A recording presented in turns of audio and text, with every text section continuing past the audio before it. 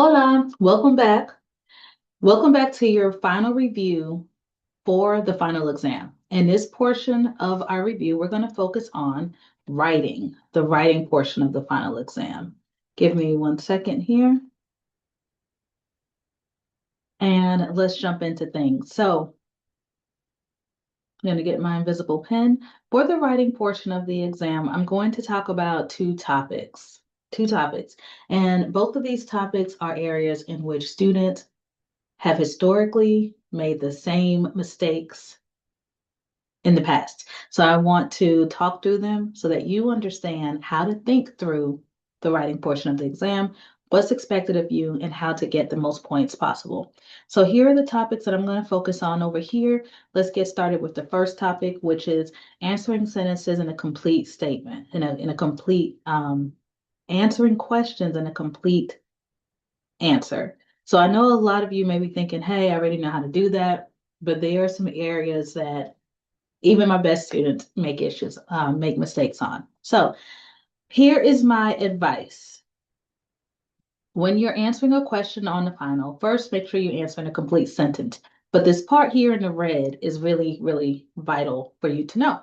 Write the correct form of the same verb, the correct form of the same verb and the verb structure used from the question in your response. Those are a lot of words. Let me give you an example of what that means. So sometimes students will answer in a complete sentence, but they use a different verb structure or an entirely different verb period in their response. Let's look at an example. This example reads, ¿Qué materias te interesan más? Which means which subjects interest you the most? The response given is, Me gustan las ciencias y las matemáticas, which means I like science and math. Now, conversationally speaking, we achieved the goal of understanding a question and being able to answer it logically and completely. However, on the exam, it's important for you to understand that the exam is evaluating certain things from the syllabus. So, if this is the verb used in the question, the same verb should be used in the response, but it should be the correct form of that verb. Here is an example. ¿Qué materias te interesan más? Me interesan las ciencias y las matemáticas. So science and math interest me. This is an example of knowing how to take the test. And it's sort of like taking a math test. If the question asks for you to use exponents or to give an equation that would equal 4 using exponents, even if 2 times 2 equals 4, that's not what the test was prompting you to do. So think of it that way. On this test, whatever the test is prompting you to use in the question, use that in your response. Just make sure it's the correct form of that verb. All right, let me clear my drawings. I hope that little tidbit was helpful. Let's practice. We have 2 pages that we're going to practice with. Here's the first one. Practice answering questions in a complete sentence. Write responses using the correct form of the same verb and verb structure used in a question. So here we have the verb structure te interesan y les interesan. You have to make sure that in your response, you don't just copy and paste this verb structure. You have to make sure that it's in the correct form. All right, let me clear the drawings here. We have number 1. Let's go through what we have. ¿Qué materias te interesan más? Which subjects interest you most? ¿Y qué materias les interesan más a los estudiantes? What subjects interest the students most? I would love for you to take a moment and see if you can come up with the answer to this question. Remember, actually physically writing down the responses helps retention, and science proves that. All right, if you need more time, take it. I'm going to move on and show the responses. Here are our responses. Me interesan las ciencias y les interesan las matemáticas, which translates to I'm interested in the sciences, and they are interested in math. Alrighty. Now let me know if you have any questions about this. Remember, this is just a review. Right now, we're not getting so much into the grammar of why we're using what. We're just discussing how to get through the writing section of the final successfully. All right, and this is our last practice on this topic. This is page 2 of 2. We have el número 3, Miguel y Marisa conducen para ir a las clases. Miguel and Marisa, they drive to go to class. ¿Conduces para ir a la biblioteca? Do you drive in order to go to the library? Now, please create a response in a complete sentence. And this is what the answer looks like. Yes, sí, Miguel y Marisa conducen para ir a las clases. Y sí, conduzco para ir a la biblioteca. Yes, Miguel and Marisa, they drive in order to go to class. And yes, I drive in order to go to the library. Notice that we're taking the verb. We're using the correct form of the verb that goes with the subject. Here, we're taking the verb conduces, which is in the to form, asking you, and you're using the correct form of that, the yo form, to respond to the question. Do you drive? Yes, I drive. Great. All right, let's move on to another topic. Now, this is extremely important. Notice all of the importance here. When we get into the rhythm and the pattern of answering a question using the correct form of the verb given in the question, there is one exception. There is one situation in which it is not just always that simple. And that is when the verb hacer is in the question. Let's look at an example of why that is and how you are going to pivot during the exam to make sure you create the right answer. So, when we have the verb hacer, there are times in which you will include this verb in your response or the correct form of that verb in your response. And there are times in which you will exclude or not use the verb hacer in your response. Let's look a little further at this in an example, okay? So you have to decide whether to include hacer or not using logic, which means you have to understand what you're reading and you have to understand what you're creating, the answer that you're creating. So let's look at an example of when we include versus when we exclude. Example, including the verb hacer. In this example, the question asks, ¿Qué vas a hacer mañana? Now, in order to decide whether to keep the verb hacer, we have to understand what it's asking. It's asking, what are you going to do tomorrow? And then we have the exact same question over here in a situation where we exclude hacer. ¿Qué vas a hacer mañana? What are you going to do tomorrow? Well, whether we keep hacer depends on what we want to say. Hacer means to do or to make. So when we look at the response, we have voy a hacer mi tarea mañana. I am going to do my homework tomorrow. In this example, in which we exclude hacer, we have voy a estudiar en la biblioteca mañana. I am going to study in the library tomorrow. So, in summary, whether we use hacer depends on whether we want to literally, in our translation of our response, say, I'm going to do or to make something.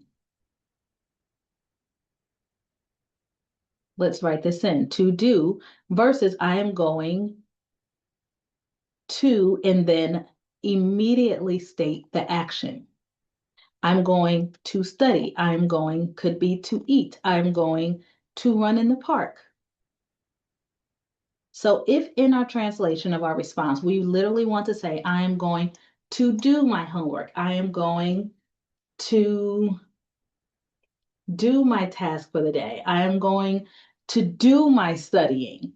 Then we simply keep the verb hacer. But if we're simply saying, I'm going to insert the action, I'm going to study, I am going to run, I am going to work, then we do not put hacer. We simply put voy a and the infinitive of the verb. Alrighty. I hope that is helpful for you. If you need some clarity, you can always reach out for a one-on-one virtual or in-person meeting. Okay. Let's practice answering questions that use the verb hacer. Question number 1 reads, ¿Qué van a hacer los estudiantes en clase el lunes? What are the students going to do in class on Monday? El número 2, ¿qué van a hacer tú y los amigos el fin de semana? What are you and your friends going to do the weekend? Y número 3, ¿qué vas a hacer este verano? What are you going to do this summer? If you need a moment, please take a moment. I highly encourage you to literally write out the answer. And as you write out the answer, speak the answer out loud. This helps with retention and confidence. Here are our responses. Los estudiantes van a hacer una actividad en clase el lunes. The students are going to do an activity in class on Monday. Nosotros vamos a bailar en una fiesta el fin de semana. We are going to dance at a party on the weekend. Y yo voy a viajar a la playa este verano. I am going to travel to the beach this summer. Notice in some of these, we include the verb hacer in both the question and the response. And in others, we simply use the form of ir plus a plus the infinitive of the action. The form of ir plus a plus the infinitive of the action. And it just depends on what you logically want to say. So make sure that you are reading word for word and understanding what it is you're reading and what it is you would like to say. All right, here are our last 2 examples with the verb hacer. This time, we're in the preterite. The question asks, ¿Qué hiciste la semana pasada? What did you do last week? ¿Qué hicieron los estudiantes la semana pasada? What did the students do last week? Take a moment, again, see if you can write the response and speak the response out loud as you're writing it. Here's the answer. Yo hice mi tarea la semana pasada y los estudiantes estudiaron en la biblioteca la semana pasada. I did my homework last week. The students studied in the library last week. Notice that in the first one, we are including the verb hacer, and we're making sure that the verb hacer is in the correct form. In the question, it's in the to form. What did you do?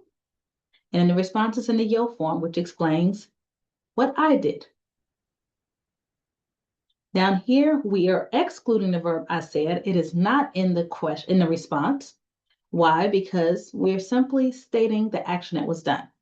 The students, they studied, not they did their studying, just they studied in the library last week. I hope that makes sense to you. Now we're going to go over the very last topic, which is communicating in the past tense. It's going to be important for you to understand that on the final exam. Here is an example prompt that may be particularly helpful. Describe your day yesterday.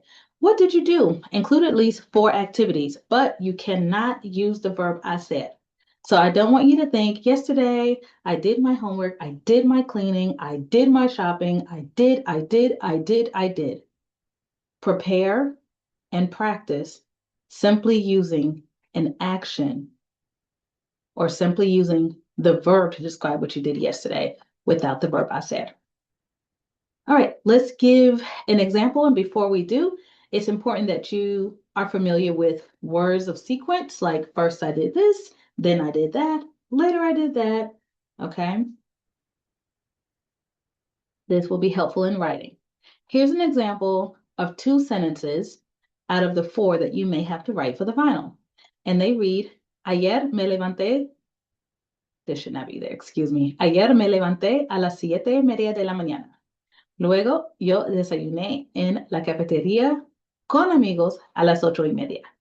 So yesterday I woke up, this is a typo. Yesterday I woke up or got up at 7:30 in the morning. Then I ate breakfast in the cafeteria with friends at 8:30.